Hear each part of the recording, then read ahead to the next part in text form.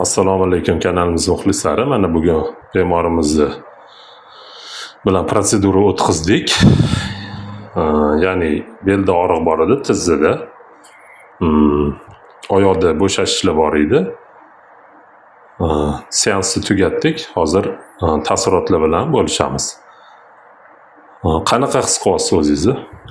Alhamdulillah, yaxshi, pushti yengil bo'ldi odam. Og'riqlar chekindi, ketdi. Og'riq umuman qolmadimi? Qolmadi. Og'riqlar qolmadi.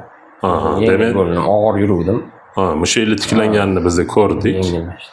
Bu yoqda odam o'zida his qiladi bu narsani. Siz o'shani his qilyapsiz, demak. Yengil bo'lib. Yurganingizda og'irlik yo'q. Yo'q, og'irlik. Og'riqlar ham yo'q. Og'riqlar yo'q, og'ir yuruvdim, yengil bo'ldim. Rahmat kattakon, alhamdulillah. Xo'p, salomat bo'ling, Alloh shifo bersin, komil shifo bersin. Rahmat kattakon.